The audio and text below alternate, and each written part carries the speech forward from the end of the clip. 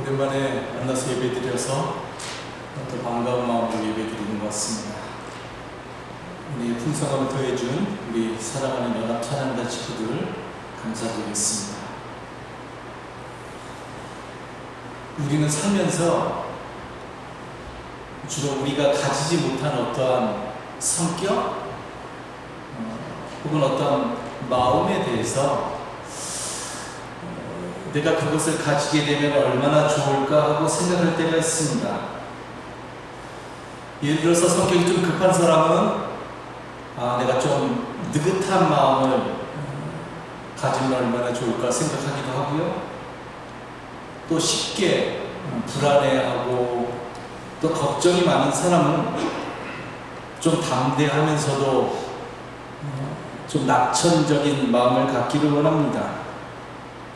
성격이 우유부단한 사람은 좀 소신 있는 마음을 갖기를 원하고 매사에 좀 슬로우한 사람은 좀 바지런한 마음을 갖기를 원합니다. 스트레스를 잘 받는 사람은 거기로부터 벗어나서 세상을 살아갈 때 스트레스를 안 받을 수 없지만 좀 무덤덤하게 살아가는 법을 배우고 싶어 합니다. 오늘 말씀은 우리 신앙인들에게 우리가 살아가면서 품어야 할 마음에 대해서 이야기를 하고 있습니다. 성경은 우리가 세상을 살아갈 때 어떤 마음을 갖기를 원하는가 하는 물음을 마음속에 품으면서 오늘 말씀의 세계로 함께 떠나가도록 하겠습니다. 바울은 빌립보서 2장 5절에서 이렇게 이야기를 합니다. 너희 안에 이 마음을 품으라. 곧 그리스도 예수의 마음이니. 우리가 너무나 잘 알고 있는 유명한 말씀인데 바울은 우리에게 무엇보다도 우리가 세상을 살아갈 때에 그리스도 예수의 마음을 품어야 한다고 말하고 있습니다. 그런데 우리가 품어야 할 그리스도 예수의 마음이 한마디로 정의될 수 있는 마음이 아니고 여러 가지 바울이 특징적인 것을 말하는데 오늘은 그 중에서 대표적인 것 한 가지, 즉 자기를 비우는 마음에 대해서 생각해 보려고 합니다. 자기를 비우는 마음을 가리켜서 히라보로는 케노시스라고 말합니다. 우선 여러분이 케노시스의 정반대의 마음이 무엇이라고 생각하십니까? 그것은 바로 휴브리스, 교만의 마음입니다. 케노시스, 즉 비움이 무엇인지를 다루기 전에 그래서 오늘 우리는 이 교만의 마음을 먼저 다루고자 합니다. 교만의 마음이 무엇인지를 알면 성경에서 말하고자 하는 케노시스, 비움의 뜻을 우리가 분명하게 알게 될 것이라 생각합니다. 교만이라고 번역된 휴브리스를 영어 성경에서는 주로 프라이드라고 번역을 해놓고 있고 우리말 성경에서는 제가 조금 전에 말했듯이 교만이라고 번역을 하고 있는데 그런데 아쉽게도 두 번역 모두가 휴브리스가 원래 표현하려고 했던 어떤 성경의 깊은 의미를 완전하게 표현해내고 있지 못한 아쉬움이 있습니다. 이 휴브리스라고 하는 말이 성경에서 갖는 원래의 의미는 인간이 스스로를 높여서 하나님의 자리를 차지하는 것을 말합니다.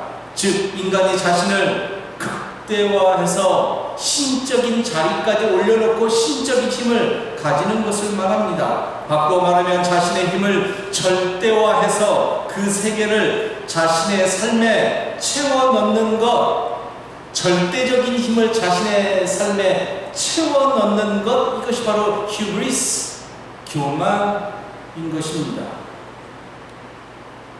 여러분, 사람이 자신의 힘을 극대화해서 그 힘을 자신의 세계에 채워 넣으면 어떠한 일이 벌어질까요? 그 사람이 그 힘을 가지고 하나님의 뜻을 펼치면서 정의롭고 평화롭게 살아갈까요? 그렇지 않습니다. 그와는 정반대의 모습으로 살아가게 됩니다. 하나님이 우리에게 주신 힘을 자신의 삶을 위해서 극대화하게 될 때 그의 삶은 불의하고 그리고 폭력적인 모습이 될 수밖에 없습니다. 성경에서 자신의 힘을 극대화해서 철저하게 교만했던 삶, 교만한 삶을 살아갔던 가장 대표적인 사람을 꼽으라고 하면 여러분 누가 떠오르십니까? 우리는 이집트의 왕인 바로 왕을 쉽게 떠올리게 됩니다. 바로 왕은 자신이 신적인 힘을 가지고 있다고, 그래서 신의 자리에 자신이 있다라고 생각을 했습니다. 이것이 교만이라는 말입니다. 그런데 그가 그 신적인 힘을 가지고 무엇을 하느냐가 중요합니다. 성경에 보니까 그는 하나님의 백성을 노예로 삼고 그들을 짓누르고 그들을 억압했다라고 이야기합니다. 당연하죠. 신적인 힘을 자신을 위해서 극대화했으니까 한마디로 죽음의 삶을 살아갔던 것이지요. 죽음의 통치의 길로 그는 걸어갈 수밖에 없었습니다. 신약시대의 로마의 황제도 비슷한 인물이라 할 수 있을 것입니다. 그도 스스로를 가리켜서, 로마 황제도 자신을 가리켜서 하나님의 아들로, 그리고 신적인 존재로, 더 나아가서 주님으로 여겼습니다. 우리가 알고 있었던 예수님에 관한 모든 호칭을 예수님 이전에 이미 로마의 황제의 호칭이었다는 사실이 중요합니다. 놀랍죠? 로마의 황제가 그 시대는 주님이었다는 말입니다. 그런데 그가 자신이 가진 그 힘으로 무엇을 할까요? 말할 것도 없지요. 그는 전쟁을 일으켜서 다른 나라 백성들의 땅을 빼앗고, 그리고 점령지의 사람들에게 로마의 평화를 선포합니다. 그런데 그 평화는 진정한 의미에서 하나님이 원하셨던 그 샬롬의 평화가 아니라 완전한 거짓된 평화였습니다. 왜냐하면 사람들의 삶을 인간적으로 평화롭고 풍요롭게 하는 평화가 아니라 전쟁과 폭력과 착취를 통한 위협과 공포의 평화였기 때문에 그러합니다. 로마의 법 테두리 안에서, 로마의 정신 안에서만의 평화였던 것이지요. 그래서 우리는 그러한 평화를 거짓된 평화라고 부릅니다. 이러한 삶이 바로 성경에서 말하는 휴브리스, 교만의 삶의 모습이라는 것이죠. 그렇다면 이와는 정반대의 모습인 케노시스, 비움의 특징을 지닌 예수 그리스도의 마음이 보여주는 삶의 세계는 무엇이었을까요? 예수님께서 자신의 삶을 비워내셨다라고 성경이 이야기하고 있는데, 그것은 무엇을 말하는 것일까요? 어떠한 삶의 세계를 가리켜서 비워낸 삶이라고 말할 수 있을까요? 이것은 예수님께서 아무것도 가지지 않으셨다라는 것을 말하는 걸까요? 문자적으로 예수님께서 소위 무소유의 삶을 사셨다는 것을 말하는 것일까요? 아니면 예수님께서 인간적인 모습을 지니셨지만 하나님의 아들이셨기 때문에 그러한 인간적인 모습을 전혀 품지 않으셨다는 것을 말하는 것일까요? 그렇지 않습니다. 예수님께서 자신의 삶을 비워내셨다는 것은 예수님이 가지고 있었던 어떤 삶의 다양한 모습들, 삶의 모든 것을 예수님께서 버리셨더라, 비워냈다라는 것이 아니라 예수님의 마음의 중심이 언제나 하나님과 일치하는 삶을 사셨다라는 것을 말하는 겁니다. 이것을 성경에서는 비워내셨다라고 표현하고 있는 것입니다. 예수님은 하나님을 마음에 품고 하나님의 뜻과 정신 앞에 자신의 모든 것을 맞추는 삶을 사셨다는 것을 뜻합니다. 이것이 바로 예수님께서 케노시스 하셨더라, 자신을 비우셨더라고 하는 성경의 의미입니다. 예수님의 삶을 가만히 들여다보면 예수님은 언제나 삶에서 하나님이 창조하신 중심으로 날마다 돌아가셨음을 알 수가 있습니다. 그리고 그 중심에서 하나님을 경험하셨고요. 그리고 예수님은 거기에서 경험하는 하나님을 아버지라고 불렀고, 그리고 그 하나님을 영원히 놓지 않으셨습니다. 예수님은 그것을 아주 철저하게 살아내셨고, 그래서 예수님의 제자들은 그러한 예수님의 삶을 통해서 하나님이 누구인지를 분명하게 볼 수 있었습니다. 그렇다면 하나님과 중심에서부터 일치의 삶을 사셨던, 다시 말해서 진정한 케노시스, 비우심의 삶의 모습으로 살아가셨던 예수님은 어떻게 살아가셨을까요? 이게 중요하죠. 나는 비웠어. 내 중심에서부터 나는 하나님과 일치의 삶을 살아가. 이렇게 말하는 것은 되게 공허하지요. 물론 예수님께서 중심에서부터 하나님과 일치의 삶을 사셨다는 것을 아는 것도 중요한데, 그런데 더 중요한 것은 그렇게 살아가셨던 예수님의 진정한 삶의 모습이 무엇이었는가를 아는 것이 더 중요하다는 말입니다. 이것을 성경이 분명하게 그려내고 있습니다.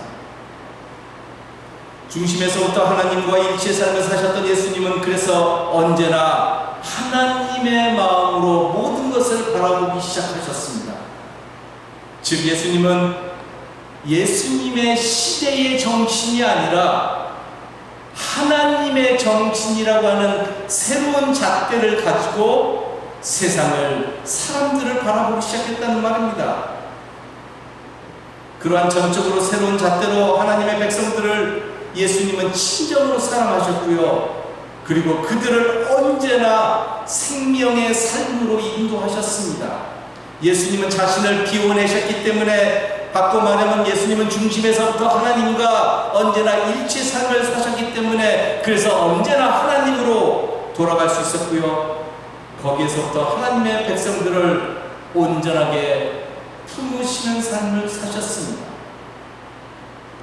그래서 예수님은 사람을 만날 때마다 예수님은 자신에게 초점을 맞춘 적이 한 번도 없습니다.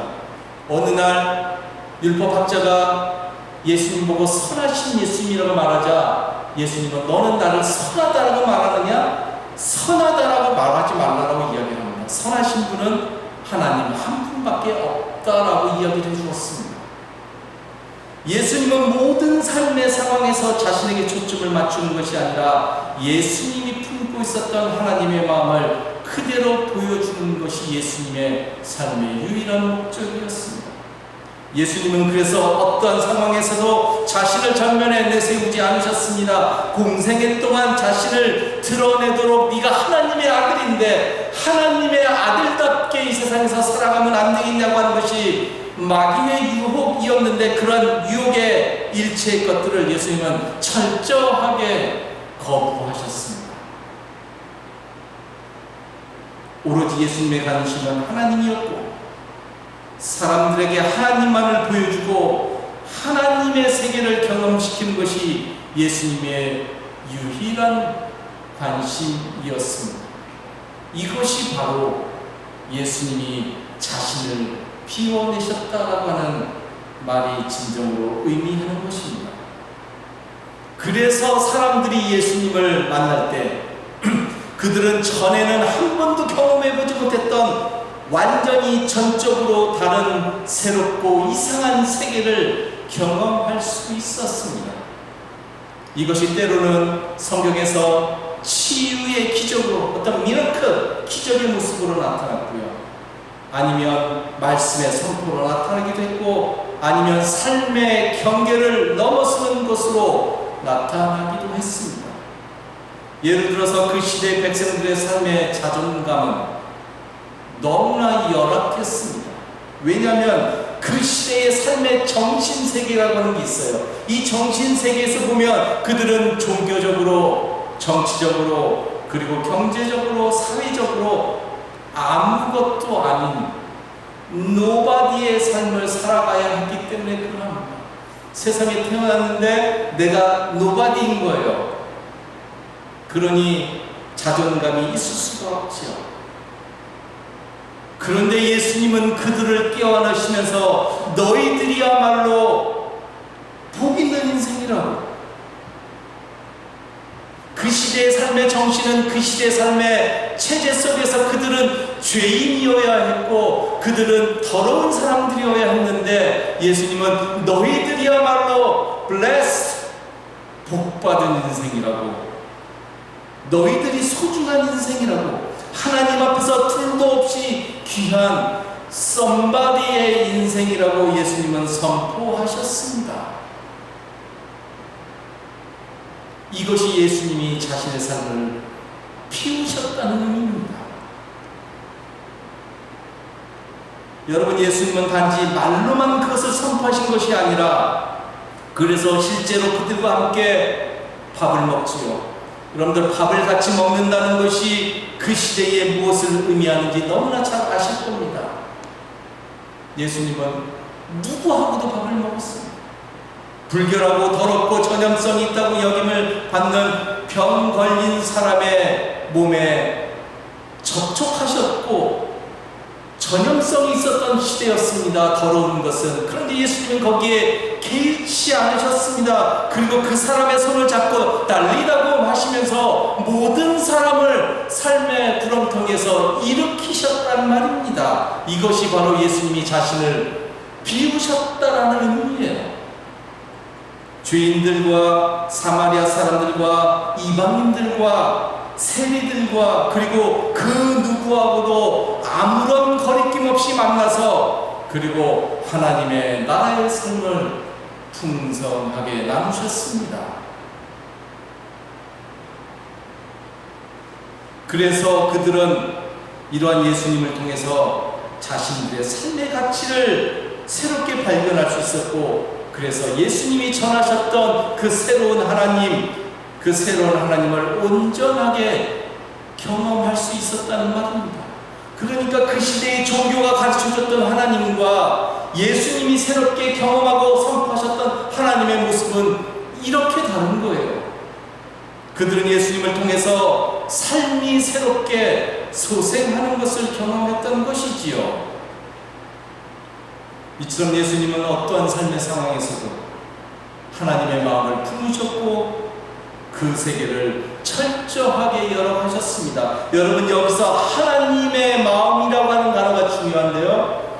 그런데 일반적으로 말하는 하나님이 아니라 그 시대의 종교가 예수님에게 가르쳐 주었던 그러한 하나님이 아니라 예수님이 중심으로 날마다 들어가셔서 기쁨의 기도의 삶을 통해서 경험했던 하나님이라는 사실이 중요합니다. 예수님은 바로 그 기쁨의 기도를 통해서 경험하는 하나님의 마음과 그래서 언제나 일치되어서 살아가셨습니다. 모든 순간에 그 하나님과 충만하게 코이노니아, 친교의 삶을 이루시면서 살아가셨습니다. 이것이 바로 예수님이 자신의 삶을 피워내셨다라고 하는 깊은 의미입니다. 예수님은 기쁨 가운데서 하나님을 경험했고 그 하나님이 주시는 내면의 힘으로 세상을 살아가셨습니다. 때로는 그것이 예수님의 삶에 있어서 본질적인 하나님의 음성으로 경험되기도 했습니다. 예수님께서 기도하실 때마다 하나님의 음성을 들었다든지 아니면 변화산에서 하나님의 빛을 경험했다든지 하는 것은 바로 다 이러한 차원의 일들을 말하는 것입니다.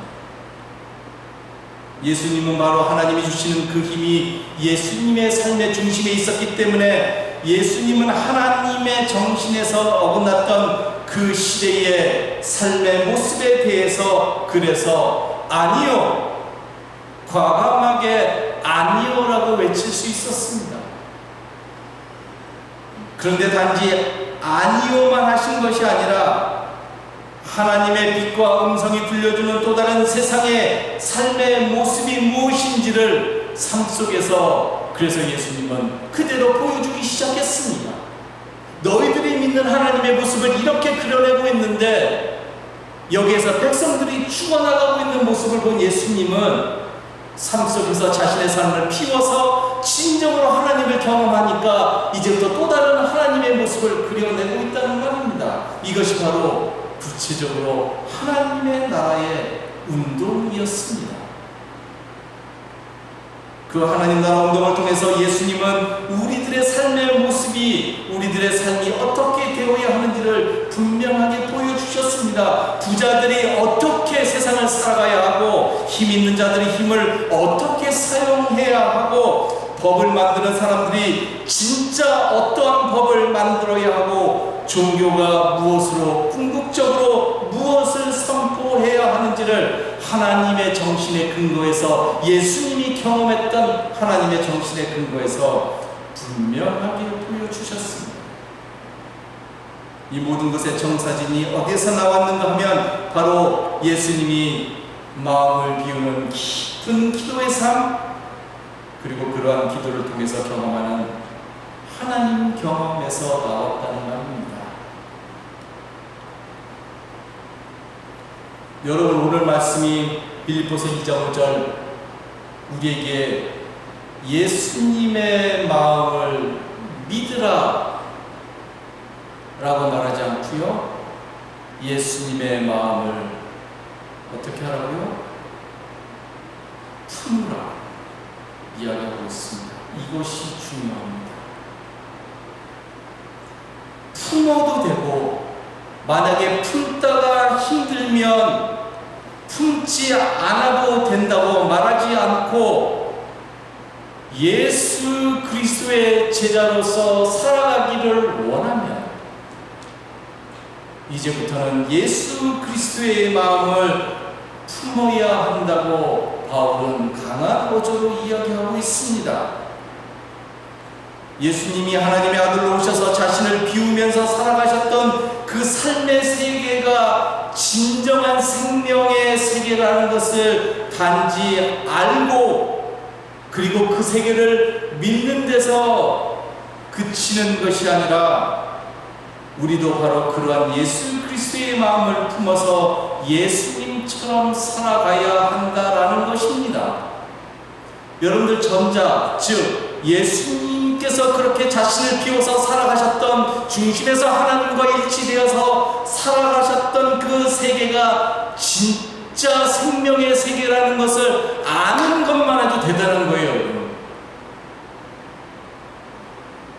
그 세계를 알고 믿는 것만으로도 괜찮은 신앙인으로서 살아갈 수 있어요. 지금 우리들의 삶에서 봤을 때는. 그런데 바울은 그렇게 말하지 않아요.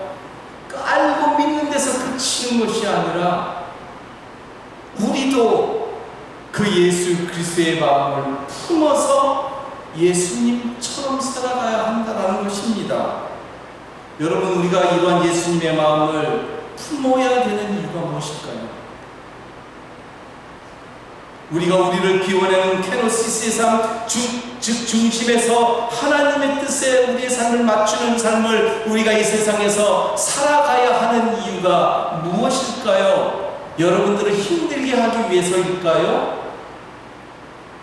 그렇지 않겠지요.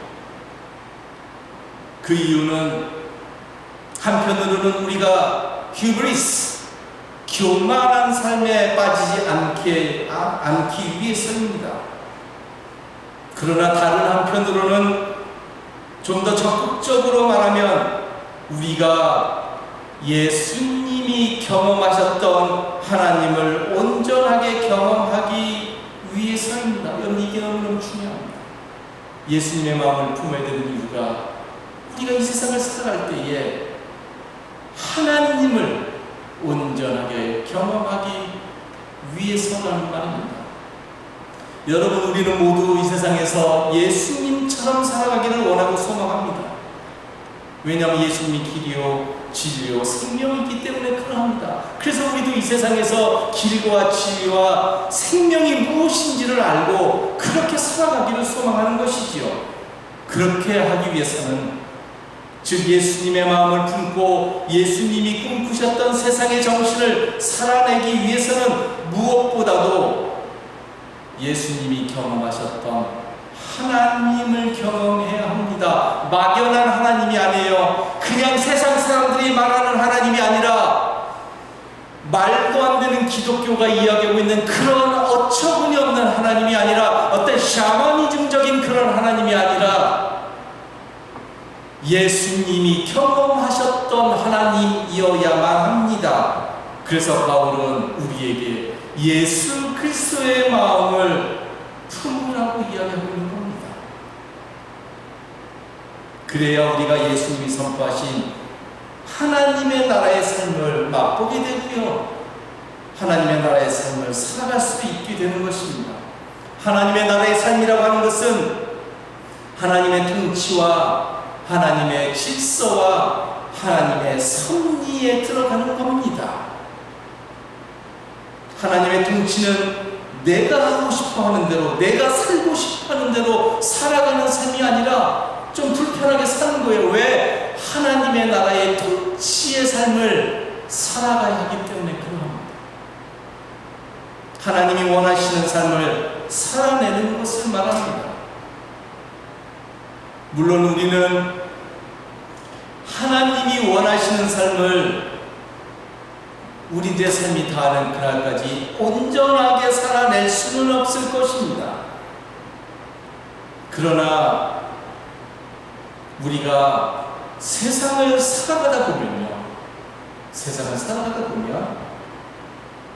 내가 참 부족한 인생이었구나, 삶의 부족함을 느낄 때도 있고요, 또한 하나님의 은혜로 나의 노력의 결과가 아닌 것이 너무너무 분명한데, 하나님의 은혜로 어떤 삶에 있어서 깊은 것을 깨달을 때가 있어요.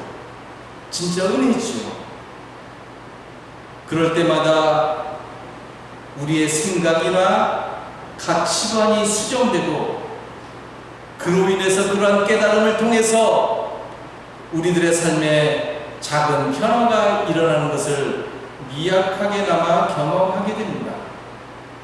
즉, 신앙의 길에서 그동안 잘 보이지 않았던 세계가 새롭게 보이기도 하고요, 또 내면의 삶에서 그동안 듣지 못했던 어떤 신앙의 깊은 작은 울림들이 일어나는 것을 듣게 되는 것이지요. 여러분, 그러한 순간이 우리에게는 너무나 소중합니다. 너무너무 소중한 거예요. 왜냐하면 그 순간이 나로 하여금 살아있게 하는 거거든요. 근데 세상을 살아갈 때 그냥 숨 쉬는 게 사는 게 아니죠. 내가 살아있구나. 어떤 깊은 신앙의 각성과 깊은 울림 속에서 내가 살아있구나, 나에게 이렇게 깨우침을 주시는 하나님 살아계시구나, 이런 걸 느끼는 거죠. 그런 경험을 통해서 우리는 다른 사람을 보게 되죠. 다른 사람의 삶을 이해하기 시작합니다. 이성적으로는 이해가 안 됩니다. 마음의 깊은 울림을 통해서 하나님의 마음을 가지고 그 사람을 보니까 이해가 되기 시작하는 거죠. 그래서 손 내밀지 못했던 관계에서 손을 내밀면서 함께 걸어가는 삶을 살아갈 수 있게 된다는 말입니다. 저는 이것이 작은 일이지만, 그러나 저는 이것이 예수 그리스도의 마음을 품어내는 사람들이 걸어가는 삶의 모습이라고 생각합니다. 예수 그리스도의 마음을 품어가는 여러분들의 삶에서 이러한 비록 아주 작지만 생명의 일들을 일으키는 그러한 일들이 풍성하게 펼쳐지게 되기를 다시 한번 간절히 기도하겠습니다.